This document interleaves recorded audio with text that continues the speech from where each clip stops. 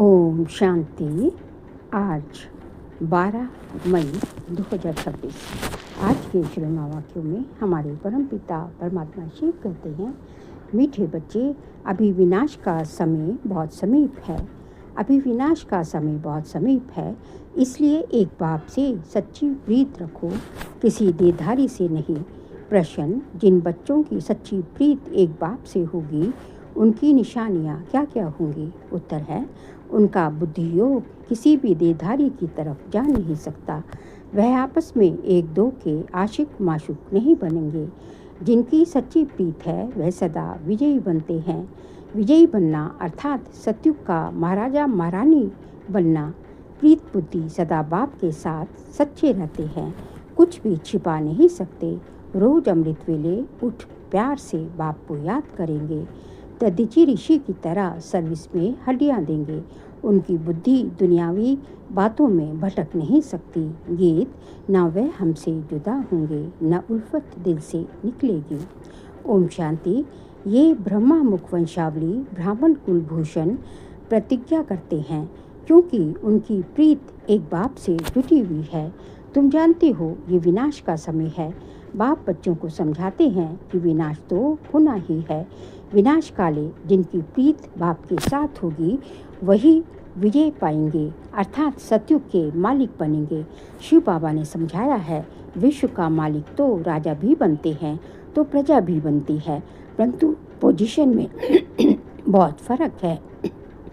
जिनका बाप से प्रीत रखेंगे, जितना बाप से प्रीत रखेंगे, याद में रहेंगे, उतना ऊंच पद पाएंगे। बाबा ने समझाया है, बाप की याद से ही तुम्हारे विकर्मों का बोझा भस्म होगा। तुम लिख सकते हो कि विनाश काले विपरीत बुद्धि विनिशंति। ये लिखने में कोई डर की बात ही नहीं है। बाप कहते हैं, मैं खुद कहता हूँ कि उनका विनाश होगा और प्रीत बुद्धि वालों की विजय होगी। बाबा बिल्कुल क्लियर कर कहते हैं, इस दुनिया में प्रीत तो कोई की है नहीं, तुम्हारी ही प्रीत है।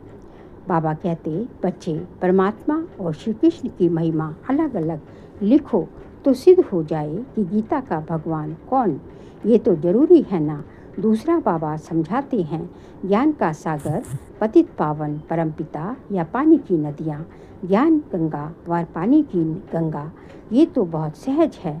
दूसरी बात, जब प्रदर्शनी करते हो तो सबसे पहले निमंत्रण देना चाहिए गीता पाठशाला वालों को। वह तो ढेर है, उन्हों को खास निमंत्रण देना चाहिए। जो श्रीमद् भगवत गीता का अभ्यास करते हैं उनको पहले निमंत्रण देना चाहिए, क्योंकि वही भूले हुए हैं और सभी को भुलाते रहते हैं। उनको बुलाना चाहिए कि अब आकर जज करो, फिर जो समझ में आए सो करना। तो मनुष्य भी समझे। ये गीता वालों को बुलाते हैं, शायद इन्हों का गीता पर ही प्रचार है। गीता से ही स्वर्ग की स्थापना हुई है। गीता की बहुत महिमा है, परंतु भक्ति मार्ग की गीता नहीं है। बाप कहते हैं, मैं तुम्हें सत्य ही सत्य बताता हूँ। मनुष्य जो अर्थ करते हैं वह बिल्कुल रॉन्ग है। कोई भी सत्य नहीं कहते, मैं ही सत्य बताता हूँ। परमात्मा को सर्वव्यापी कहना भी सत्य नहीं है। ये सब विनाश को प्राप्त होंगे और कल्प कल्प होते भी हैं। तुमको पहली मुख्य बात ये समझानी है। बाप कहते हैं, यूरोपवासी यादवों की है विनाश काले विपरीत बुद्धि। विनाश के लिए अच्छी रीति तैयारियां कर रहे हैं, परंतु पत्थर बुद्धि समझ नहीं सकते हैं। तुम भी पत्थर बुद्धि थे, अब पारस बुद्धि बनना है। पारस बुद्धि थे, फिर पत्थर बुद्धि कैसे बने हैं? ये भी वंडर है ना।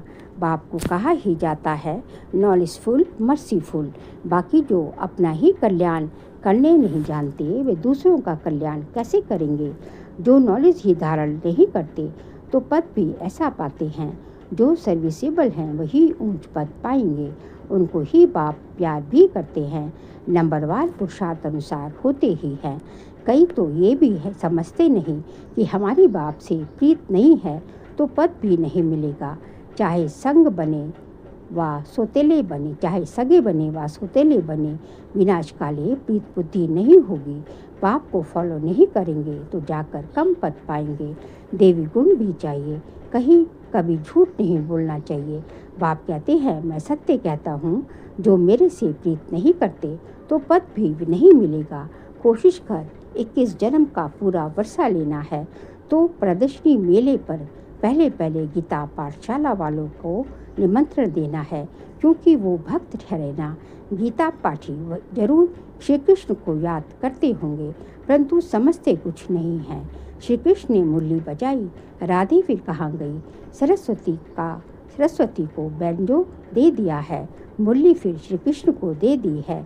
मनुष्य कहते हैं हमको अल्लाह ने पैदा किया, परंतु अल्लाह को जानते नहीं।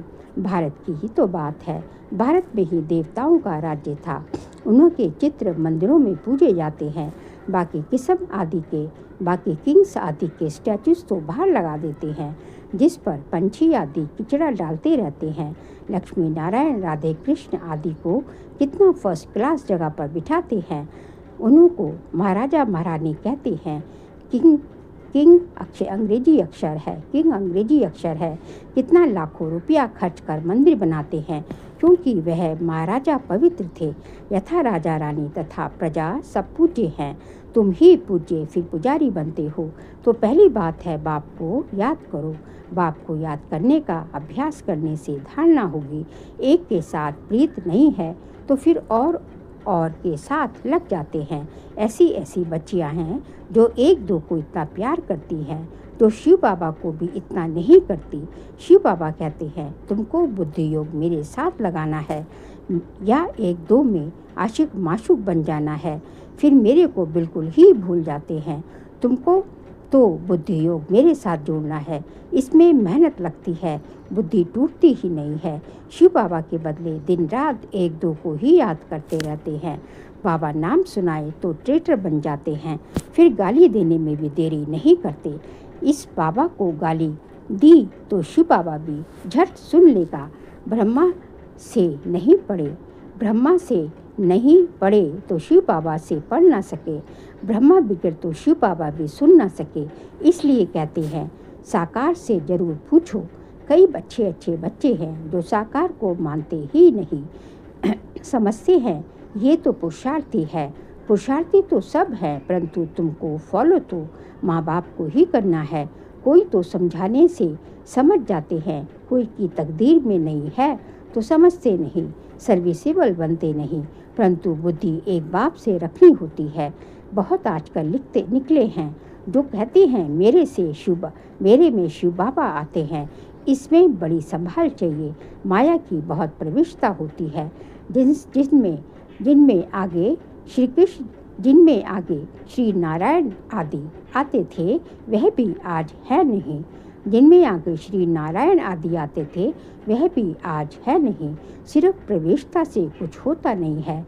बाप कहते हैं, मामे कम याद करो, बाकी मेरे में यह आता है वह आता है, ये सब माया है। मेरी याद ही नहीं होगी तो प्राप्ति क्या होगी? जब तक बाप से सीधा योग नहीं रखेंगे तो पद कैसे पाएंगे, धारणा कैसे होगी? बाप कहते हैं, तुम मामे कम याद करो, ब्रह्मा द्वारा ही मैं समझाता हूँ, ब्रह्मा द्वारा ही स्थापना हुई है। त्रिमूर्ति भी जरूर चाहिए।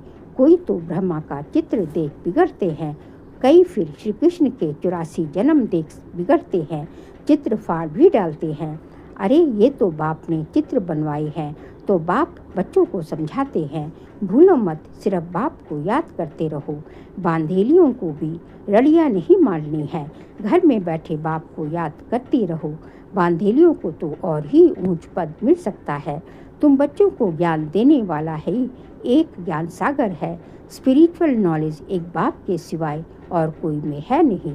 ज्ञान का सागर एक परमपिता परमात्मा ही है, उसको ही लिबरेटर कहा जाता है। इसमें डरने की क्या बात है? बाप बच्चों को समझाते हैं, बच्चों को फिर औरों को समझाना है। बाप कहते हैं, मुझे याद करो तो सदगति को पाएंगे। सतयुग में है राम राज्य, कलयुग में नहीं है। सतयुग में तो एक ही राज्य है, पर ये सब बातें तुम्हारे में भी नंबरवार हैं। जिनकी बुद्धि में धारण होती है, जिनको धारणा नहीं होती है, विनाश काले विपरीत बुद्धि कहेंगे। पद पा नहीं सकेंगे। विनाश तो सबका होना ही है। ये अक्षर कम है, क्या शिव बाबा कहते हैं, विनाश काले प्रीत बुद्धि बनो, ये तुम्हारा अंतिम जन्म है। इसमें अगर तुम प्रीत नहीं रखते हो तो पद भी नहीं मिलेगा। सच्चे दिल पर साहिब राजी होता है। ददीची ऋषि मिसल सेवा में हड्डियाँ देनी है।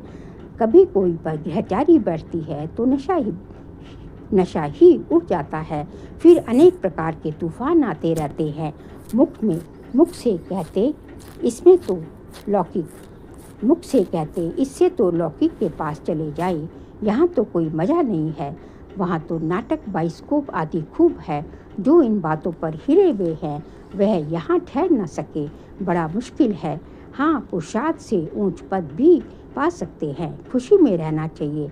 बाबा खुद कहते हैं, सुबह को उठकर नहीं बैठता हूँ तो मज़ा ही नहीं आता है।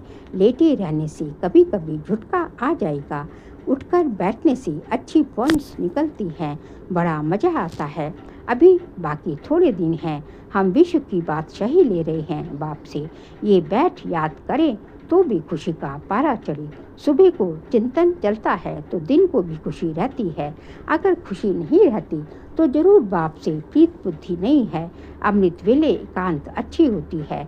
जितना बाप को याद करेंगे उतना खुशी का पारा चढ़ेगा। इस पढ़ाई में ग्रहचारी बैठती है क्योंकि बाप को भूलते हैं। बाप से वर्षा लेना है तो मनसा वाचा कर्मणा सर्विस करनी है। इस सर्विस में ही ये अंतिम जन्म व्यतीत करना है। अगर और दुनियावी बातों में लग गए तो फिर ये सर्विस कब करेंगे? कल करते मर जाएंगे। बाप आते ही हैं स्वर्ग में ले जाने के लिए। यहाँ तो लड़ाई में कितने मरते हैं, कितनों को दुख होता रहेगा। वहाँ तो लड़ाई आदि होगी नहीं। ये सब पिछाड़ी के हैं, सब खत्म होने हैं। निधन के ऐसे मरेंगे। धनी के जो होंगे वह राज्य भाग्य पाएंगे। प्रदर्शनी में भी समझाना है कि हम अपनी कमाई से, अपने ही तन मन धन से अपना राज्य स्थापन कर रहे हैं। हम भीख नहीं मांगते हैं, जरूरत ही नहीं है। ढेर भाई बहन इकट्ठे होकर राजधानी स्थापन करते हैं। तुम करोड़ इकट्ठा कर अपना विनाश करते हो। हम पाई इकट्ठा कर विश्व का मालिक बनते हैं। कितनी वंडरफुल बातें हैं। अच्छा, मीठे मीठे सिक्की लद्दे बच्चों प्रति माता पिता बाप दादा का याद प्यार और गुड मॉर्निंग। रूहानी बाप की रूहानी बच्चों को नमस्ते। हम रूहानी बच्चों की रूहानी बाप दादा को नमस्ते। Good morning. शुक्रिया बाबा, शुक्रिया। सार के लिए पहुँचे। अमृत वेले एकांत में बैठ बाप को प्यार से याद करना है। दुनियावी बातों को छोड़ ईश्वरीय बात में, ईश्वरीय सेवा में लग जाना है। सेकंड पॉइंट, बाप से सच्ची दिल रखनी है। आपस में एक दो के आशिक माशुक नहीं बनना है।